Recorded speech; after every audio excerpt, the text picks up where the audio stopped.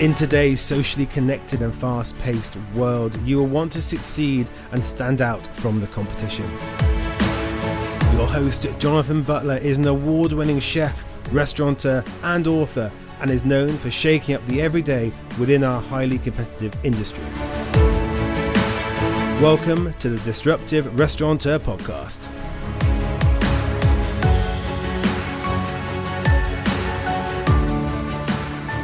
Hello, welcome to the Disruptive Restaurateur podcast. I'm Jonathan Butler, and with me today I've got Becky Leach from People by People. How are we doing, Becky? Very well, not bad at all, considering. John, yourself?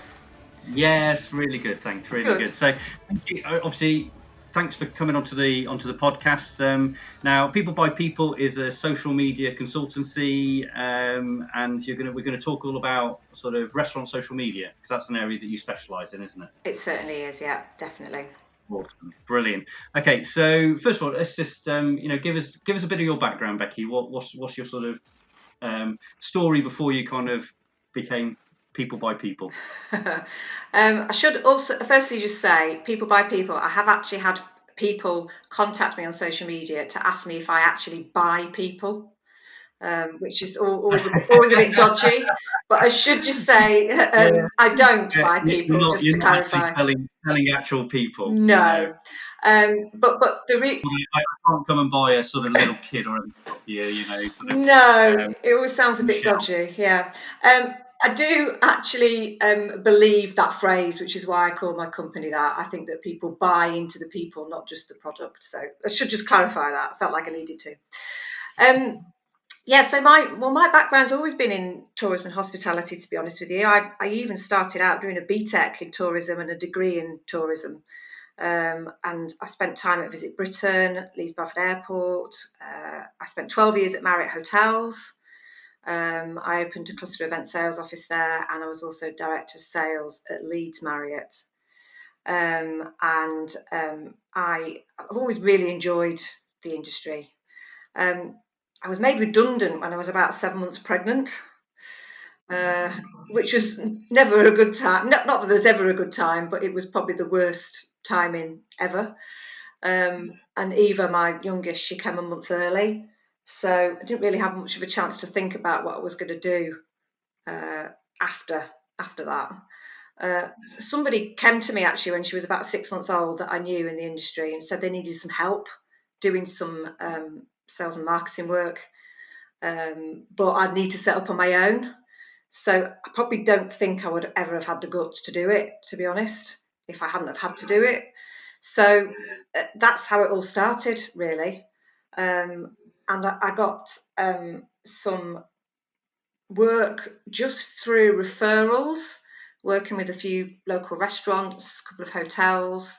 Didn't really put myself out there, and the work seemed to come in. So I kind of sort of did it, what's the word? It wasn't as a hobby as such, but until Eva was a bit older, I thought, oh yeah, I can do this for a while. And then it kind of ramped up when she went to nursery. So I've got two main arms really to my business. It's been going about 8 years. First arm is reactive sales training, so helping people convert inquiries into sales. The second arm, which is the one that we're obviously talking about today, is social media, and I specialise in working with just hospitality, tourism and events companies. And I offer them audits, recommendations on their social. I do one-to-one training sessions in-house, but I also specialise in launching venues. So it's also really exciting. You build up the followers, the excitement, the anticipation, and I work closely with sort of other specialists like PR, branding, that kind of thing. And then it's really nice to kind of like see it come to fruition. I know that's something you do as well, isn't it, sometimes? Well, obviously, yeah. Mine's more on the sort of operations consultancy side. Sort of obviously part of that is always going to be, there's always going to be an element of, like you say, that PR, that marketing build up, and how do you get it? How do you start to get the customers through the door when you do open? So, it's just exciting, isn't it, working with a new venue? Oh, definitely, and I think obviously, given the current situation that we're in, as we sort of spoke a sort of week or so ago, didn't we, about sort of where we are, and that's why we ended up on this on sort of the podcast sort of today. So, it was kind of all venues really essentially going to have to relaunch themselves in yes, whatever time frame we're sort of looking. We don't quite know yet, and yes, and it'll be a great opportunity to sort of bring you in to sort of have a conversation about what can venues, whether it be venues, restaurants, etc., sort of do now, and get themselves ready for when the starting gun gets fired again, really, isn't it? Yeah, that's right. Be first out of those blocks, definitely. Yes.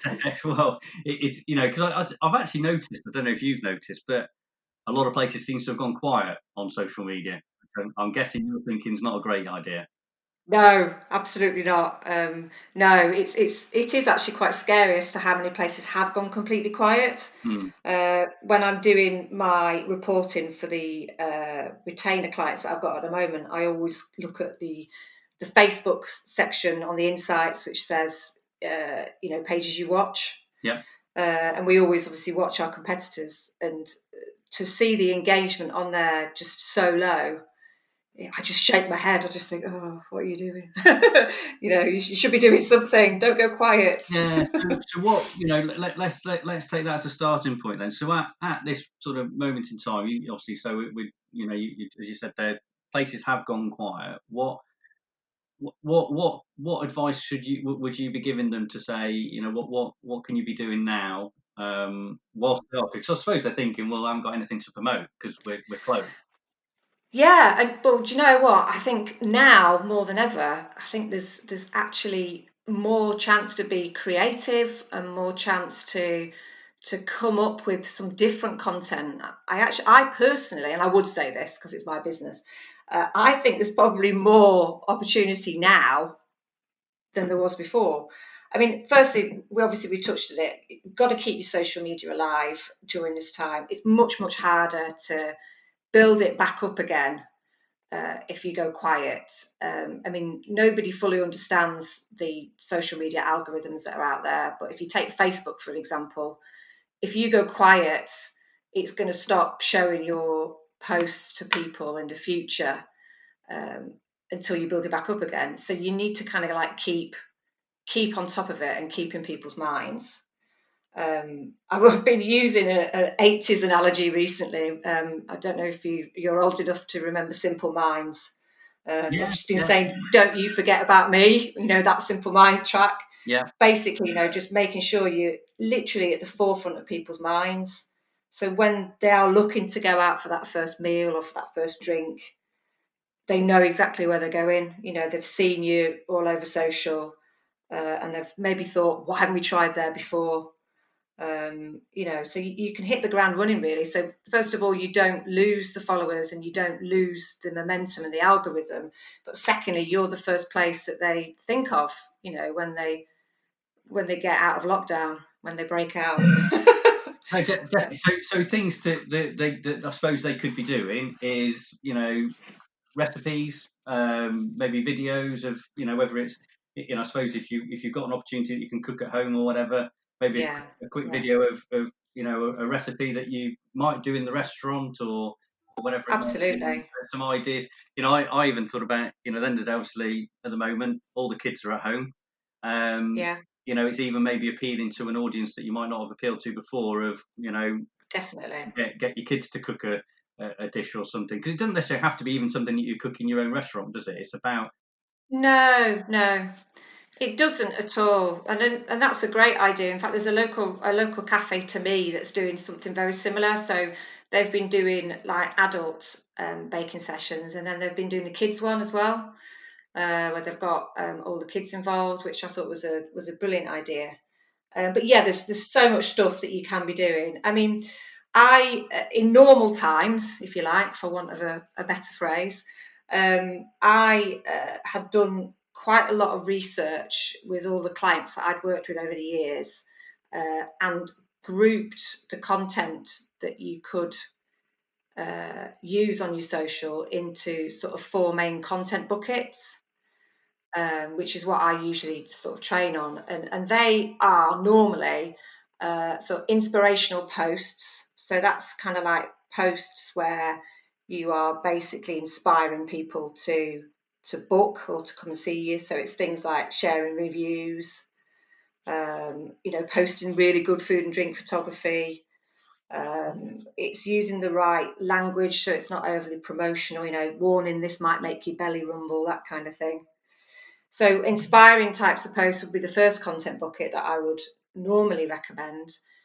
Educational is the next content bucket. So it's like you just said, educating your followers about you, your team, meeting the team, how to make things, facts about ingredients, food, about the venue, that kind of thing. And then the third bucket is I call entertaining.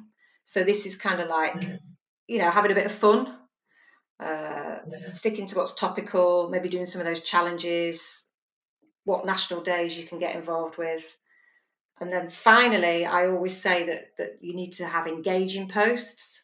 So this is the sole purpose of which is to create engagement. So, like likes, comments, shares, that kind of thing. So this is like your polls, your competitions, caption competitions. You might do like a What Is It Wednesday. You could ask people's opinions, what would you like to see on the menu, that kind of thing. So they're the kind of 4 content buckets that I would normally say you need to dip into. That hasn't really changed at the moment. It's just needs tweaking. Yeah, so the actual content that you're putting on there needs to just be, obviously just adapt to the sort of circumstance. Yeah, exactly. So you can still share inspiring posts, but obviously you're not going to be promotional. You might do something along the lines of, what are you missing most off our menu? Yeah. What are you going to order first? You could do like a throwback Thursday. Remember when we did this event? Remember when we came up with this new dish. And also, not everybody's completely shut. Some people are doing delivery. So, yep. You could be inspiring people to book a delivery with you by simply showing you preparing the food and the food being delivered and dishes off the menu that you're delivering still, So not everybody's completely full. Not full, closed, sorry. Right word. You also mentioned reviews there. There's no reason why at the moment you can't go to, if you've got a loyal customer base and people that are on your page anyway, if they've been in your restaurant, they might not have written a review. Why not say, help us out, please write a review on when you did visit, Yeah, that's a great idea, and it's something I've put on a couple of the places already that I work for.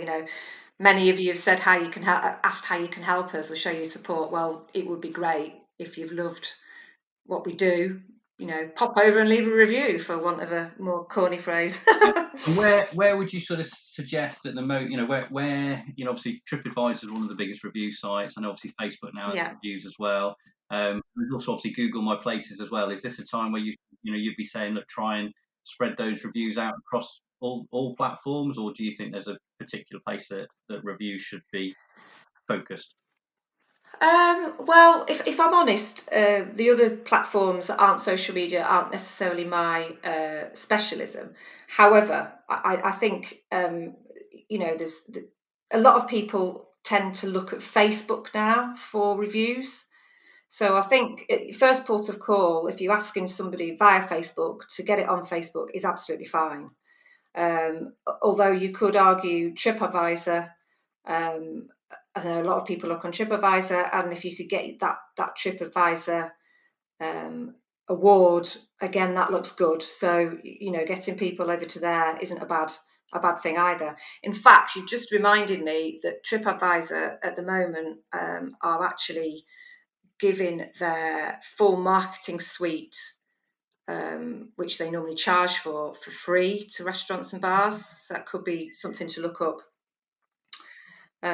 So yeah, I think at the moment it doesn't really matter where, but I think Facebook and TripAdvisor and Google are all places people look. I think it's just a case of getting them, and also once you've got them, you can share them. So, don't be afraid to shout out about them on your social media. People are going to trust what somebody else says more than if you're saying, come to us, we're great. If they're saying something, then they will trust that more. Yeah. Okay. And I think that's it, isn't it? It's how you can, like I say, keep your community, sort of engaged and almost get them salivating ready for when you do. Yeah, exactly. Yeah. No, you're absolutely right. And in the other content buckets, you can still be doing those other things as well. I mean, educational wise, I think that's been really ramped up, hasn't it? Like you said, John, a daily or weekly cook-off with a chef or a demo or a recipe, and people growing ingredients at home, even ready for use when you reopen, and the bars manager making a cocktail, and I've seen online gin and wine tasting, which has been brilliant as well. There's just so much creativity out there as well. I just hope it doesn't go after all this is over. Well, I think that'll be the interesting point, won't it? Is obviously when we do sort of start to come out of this, how do we continue some of this real creative, creativity that has been generated? Because say there's been some really interesting, I think even obviously, Brewdog have done the virtual bar. Yes, yeah. I'd be really interested if they actually do keep that going, because it becomes a real focal point for people. So I think that's going to be quite an interesting sort of thing to watch. I think Yes, yeah. We've all kind of jumped online. It's how much we continue to do that, and how much we want to go back to the. Obviously we are social people, so hopefully we will go back to the physical. Yeah. I think we probably will. I mean, it's like I say, going back to like the creativity that's out there. I've been really inspired, to be honest, and it's especially when you come to sort of the entertaining content bucket. I mean, there's some really great stuff out there. I mean, obviously you need to make sure you stick within your brand voice and you're not doing something that's not appropriate, or there's some tacky stuff out there as well. But some of the challenges that are going around on like personal social media, some of them I've been doing with some of my clients. Having a bit of fun. We've been asking. We've got a couple of team members that are boyfriend and girlfriend. We asked them to do like the Mr. and Mrs. Thing that was going around, and that was hilarious. And there's a National Lookalike Day coming up. Like if you've got a doppelganger out there. It's great because you can get the followers involved as well. You can get them sort of sharing their pictures. Have you got a lookalike? And what would your husband say about you if you asked this question? And I know it's not altogether relevant to the industry, but it's still the people behind the industry, and people love to see that. It comes back to exactly the top, the name of your business, people by people. And at the end of the day, people in the industry, whether you are the restaurant owner or like I say, working within that restaurant, you are people. And I think if people can I think we spoke about it when we had our conversation sort of the other week, and we were saying that even with things like video content and everything you put out there, it doesn't even it doesn't have to be professionally edited and put together, does it? In fact, if anything, I think you said to me that actually you generally can see sometimes see more engagement when it's not a professional video. Yes, yeah. Over the professional stuff. So so that's quite interesting. I think if people are worried that, oh my god, it's got to be a really professionally edited and done video, it doesn't, does it? It can be just somebody there with it doesn't whatever the smartphone video in it and going and putting it out there, because I think people will at the end of the day when we I think what's the most liked stuff on YouTube? Is it cat videos or whatever? Yeah, don't start posting lots of cat videos. But yes, no, you are absolutely right. I mean, obviously, it still needs to be of a decent standard. But you are indeed right. When we chatted last week, I was saying to you that I often do Facebook ads, for example, with a really professional looking video, which has its place. I mean, they look great, for example, as a Facebook header. But also equally, we've done them with more not substandard, but not professional, if you like, more kind of off the cuff, people chatting about why they like a restaurant, etc. And they've done much better. And I think that's, again, it goes back to the likes of the algorithms.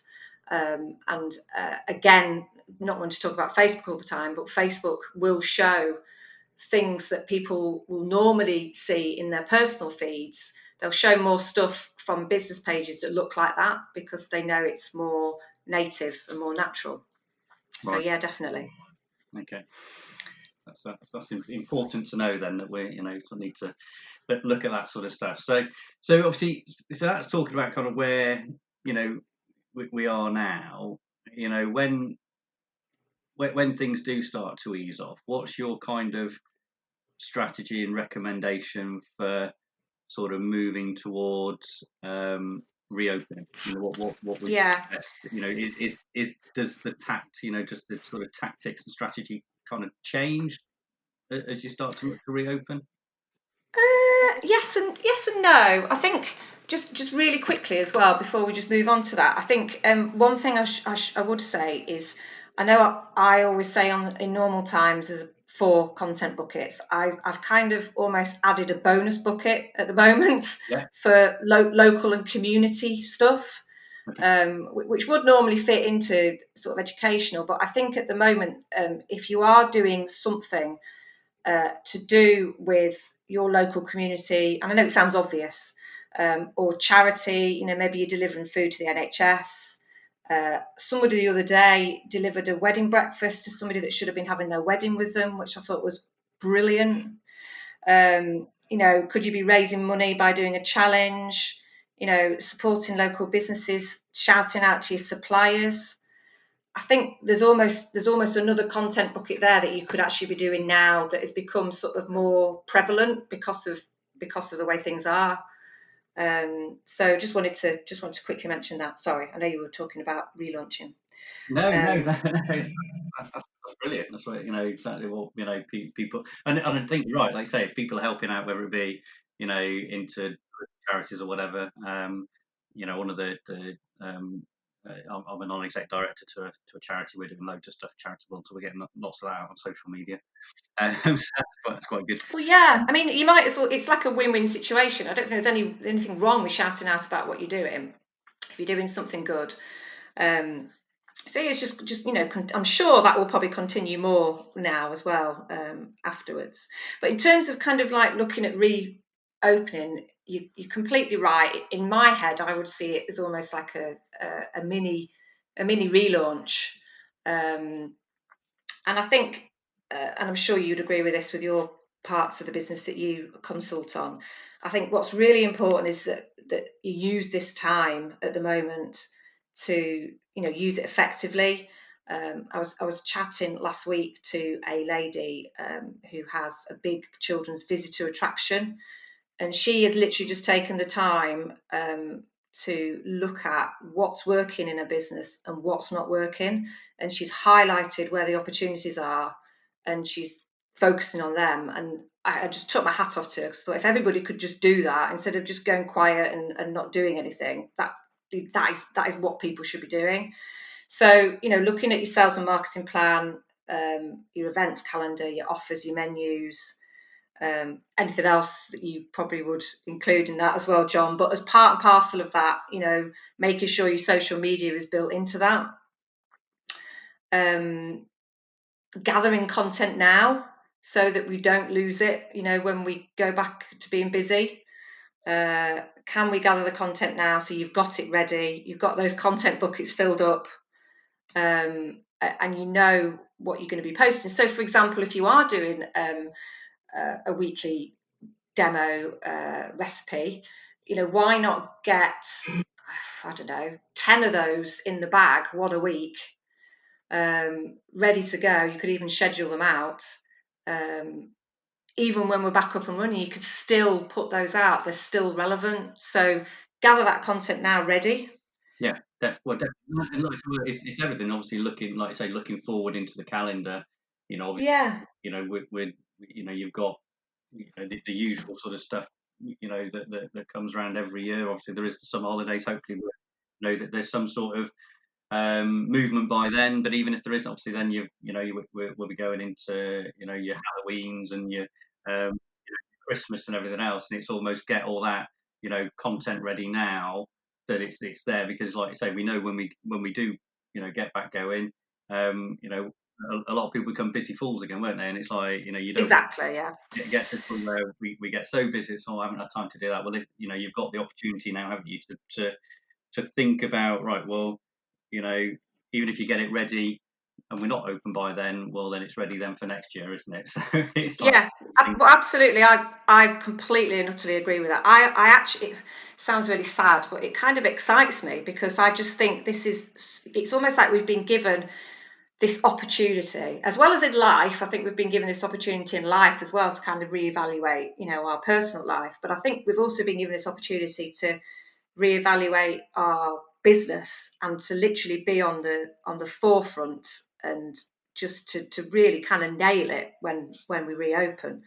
And I think, I've spoken to a couple of photographer colleagues that I have as well, that I work with when I do launches, and they're saying they're still doing work. They're still going and doing interior shots and food shots and everything, but they're obviously doing it in social distancing purposes.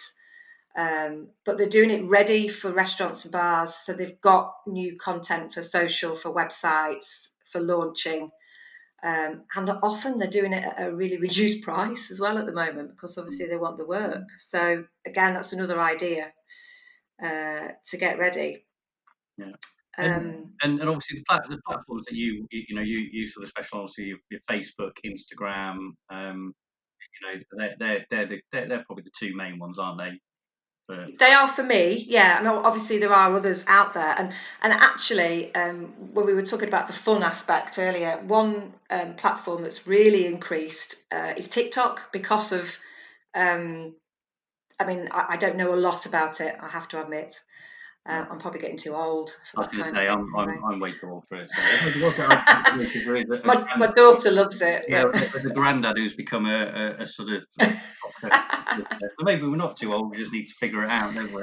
No, I know. But what I mean is, I wouldn't profess to be an expert in it by any means. But I do know that, especially if you, for example, if you own a nightclub or somewhere, that could be a brilliant platform to be on at the moment, because there's so much fun to be had on there, the videos that are made, that kind of thing.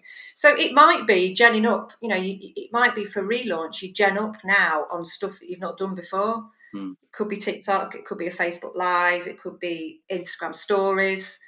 Again, ready to hit the ground running. And I think something that I always stress when I'm launching a venue via social media is that I always tell them to take people on the journey with them.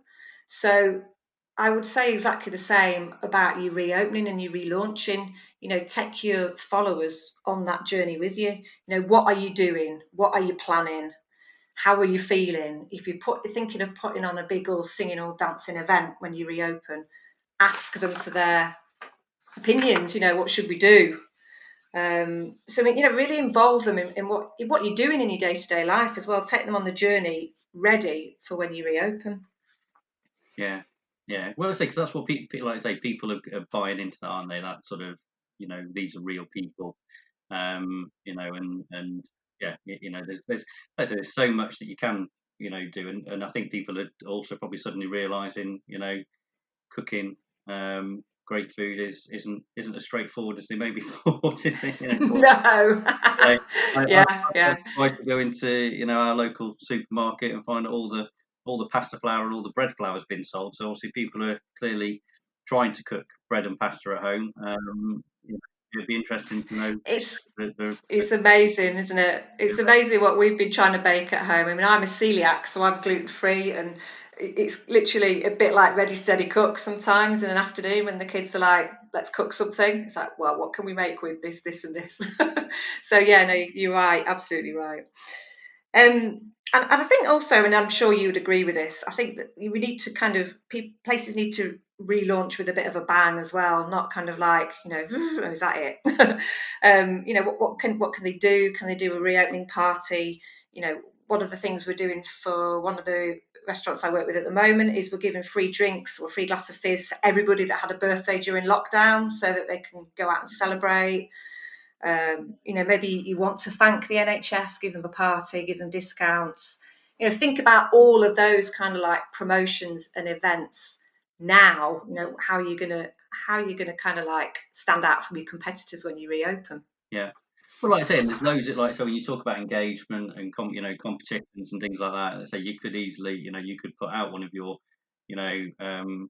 restaurant recipes for one of your dishes on your menu, and then say to people, cook it at home, submit it, the video or picture onto your great idea, page, and we'll choose a winner type thing, and they get free dinner for two or whatever it might be. So I suppose there is a lot, and that, like I say, that creates that engagement, that creates that fun element, that community type sort of thing as well. And I think there's lots and lots of things that people can come up with, and I think that's where it's almost like I say, the more creative you can be, maybe the more the stronger it'll definitely sort of be. And those things like what you just suggested, and also the free glass of fizz if you've had a birthday during lockdown. It might sound generous, but actually not that many people take you up on it. But the people that do will come in, and then they'll probably stop with their friends to have a few drinks. So as well as being, generous and obviously a nice thing to do, and generating engagement on your social, it's something else as well that will bring people to you when you reopen. So it's thinking of things like that. Yeah, that's brilliant. So obviously, you deal with social media with restaurants all the time. What do restaurants, let's sort of, not given the current situation in we seem to refer to them as normal times. I don't know what's normal really, but what do restaurants kind of, what mistakes do they generally make that you see all the time that you think, oh my God, why do they do that? Is there generally they make? In terms of social media mistakes, I think there's a couple of things that spring to mind really. Firstly, they use, I know we've talked about native natural content and not having to be professional, but I do still see restaurants, cafes, bars using what I would call substandard looking content. So I think sometimes people are that quick to just put something out there and not plan it and just think, oh, I need to get something on Instagram today, I'm going to stick this on. That they don't often really look at it and think, does this sell my business? Does it sell this dish? Or is it actually not a very good picture that might put people off? So you need to kind of ask yourself that question before you post stuff, which I don't think people always do. Is it grammable, basically? Would you want to share that picture? I think when we spoke last week, I think I might have mentioned the picture I got once about that was some pigs in blanket in a basket, and they actually looked like chopped off fingers in a basket, and they actually wanted me to post that, and I just thought, really? Yeah. So yeah, it's making sure that it's the right thing to sell your business. I think also mistakes that people make are they're overly promotional. And I'm kind of hoping that this period of time will show people what you can do that's not promotional. I always say about 80% promotional, 20% non-promotional. Yeah. Sorry, the other way around. 80% non-promotional, 20%. I knew it sounded wrong. Because you focus on more, like you say, the engagement and yes, exactly, that loyalty rather than selling. Yeah, and I'm really hoping. When I made some notes before we spoke today, I put down there. I'm really hoping that people will continue, that restaurants will continue to do that, because I don't think after all this, customers will want to be instantly sold to as much. No. I think they might naturally want to buy something if we've got it right during closure, but I think they're even less likely to want to be hard sold to. Yeah. And then I think finally, one of the other sort of mistakes they make is not finding the time to do social and to think it's not important. And I do get it. At the end of the day, the customers come first. When they're in front of you, that always has to be the priority. But I think, given planning and given time, and like we've said, this is the perfect opportunity. There's no reason why it does need to suffer. You can schedule ahead, you can gather the content ahead, and you can keep it going. Yeah, and I think the thing that I see quite a bit, and you'll probably back this one up, is that they do some, and then they stop. Yeah. What they do. It's so sporadic. Like I say, the thing is that it's got to be, it's got to be that consistently show up with the same message, and that's the key, isn't it? It's that, having that strong brand message and values and everything. And if you consistently show up, and just like constantly promote that rather than try and sell you, like I say, do the hard sell. It's just this, this is what we believe in. These are our values. This is what we do. Consistent. If you do that, then I think, like I say, naturally that sells your business anyway, doesn't it? Definitely. I mean, if you're putting a mouth-wateringly drooling, gorgeous picture on there anyway, you don't have to kind of say, "Come and try our burger." It speaks for itself.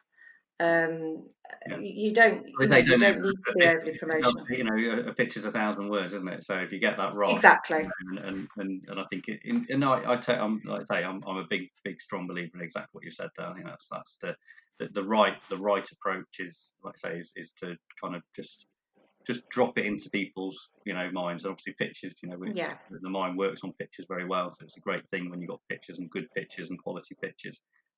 Definitely. And it's that consistency. I see it so often that they've posted, you go onto somebody's Facebook page or Instagram or whatever, and the last post they did was like 10 months ago, and it's just like keep it relevant, keep it up to date, and that's always my kind of focus when it comes to these sort of things. Yeah, absolutely, yeah. I mean, I think there's a few things that are going to be vital going forward, as well as the promotional non-promotional mix. I also think, because we've got used to it, people want to see more of the people that they're buying from. They've got used to I think they almost need to. They need it for trust purposes going forwards. I think they'll still need to see, even when we reopen, that we're adhering to strict standards, and that we're shouting out about it, for example. Yeah. And I think the brands that have got it right during lockdown and put the customers first and been non-promotional and this, that, and the other, will naturally do so much better than those that have gone quiet or been unhelpful. Yeah. I mean, completely and utterly non-related to social media or hospitality, but in terms of like loyalty to supermarkets, I tend to just go to Morrison's because it's just down the road. Yeah. But my local Morrison's has been horrendous during this time. It's not been great in terms of, social distancing and hygiene. And I've heard on social media about all the stuff that Tesco's have been doing. So I probably shouldn't have gone so far, but I did actually trek over to my nearest Tesco's yesterday because they've got it right. Yeah. And it does make me think going forwards that I might actually be more loyal to them and not bother going back to Morrison. So I think if you can get it right during this time, you can create some really loyal customers. Yeah. Although you should really be looking at your local farm shops and butcher and stuff there, Becky. That is very true. And I do actually have my local milkman who delivers milk and eggs and juice for me every week. So I'm not too bad. I think there's going to be a big shift. I think and it's interesting. I think, obviously we're already seeing some difficulties with larger chains and stuff. So I think the independence and like I say, we talk about locality and stuff. I think that's going to be quite an area that I think will be strong. And I think definitely. I think there's definitely there. So obviously, what would you kind of sort of say at, whether it be at the moment or in recent times, obviously you mentioned TikTok, so I suppose that could be where you're going to sort of go. But, what is disrupting that kind of this sector at the moment, that sort of social media kind of sector? Is it things like TikTok and Snapchat and stuff like that? Are they the in the industry, or is it what are Facebook and Instagram still there? I think they're very, very much still there. I mean, in terms of engagement on Instagram since in lockdown has been up by 25%, and engagement on Facebook has been up by 80% and 70% more time spent on Facebook. So I don't think we should be knocking the not oldies, but you know what I mean. They're not old now, are they? But compared to the newbies on the block, I personally think it's very, very much still, they're still the strongest out there. But yes, I think for the fun element, TikTok's definitely increasing, and YouTube, because of, and I'm not just talking about Joe Wicks, because of, like you say, the cooking demonstrations and that kind of thing. There's lots of people that are now turning towards that to do videos. And I think that trend will stay, to be honest. Yeah. Personally, because of that fun element and the people, wanting to be in front of the camera a bit more. Although I have got a couple of very shy chefs that refuse to do anything at my end. Yeah, well, I always said chefs should be sort of not seen and heard only. Not either really, but yeah, no, that's brilliant. So in terms of yourself, then, you do a weekly newsletter. I do, yes. So weekly update that people can sign up to. Yeah, so I kind of, racked my brains about how I could help people, what services I offer that could help people. And I have this little phrase of mine, which is keep hospitality alive, in a similar way to keeping social alive, because even though most of the venues are shut, obviously it is it's my sector. I might not physically be running the day-to-day businesses, but I do take the businesses to heart when I work with them, and I want to make sure I can do as much as I can to help them. So one of the things that I thought of was a weekly roundup email of anything that I've seen in terms of articles. So it could be like an article about marketing, it could be about social media, it could just be about helping your business through that somebody might not have seen, helping you through this time. So I'm doing like a little roundup of those. I'm doing what I call my PBP post picks, which is a mouthful. Try to say that after you've had a few. Which is basically me going around all the social media that's out there for hospitality businesses on social and looking at what they're doing, what I think has been good, and giving them as examples. And then finally at the bottom, I'm doing some content ideas each week that might just inspire people to come up with something different for their social. So you could sign up to that at my website, pbpconsultancy.co.uk. I also turn it into a blog and then share that on my social. So but you can see them all there. Fantastic. And then you've been offering some weekly calls as well, isn't it? Yes.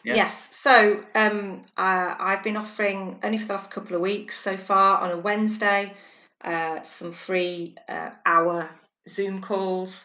And so far, I have met some very lovely people, which I have been collaborating with, but also some cafe and restaurant owners to date who have we've just sat and used the time as a brainstorm for their social.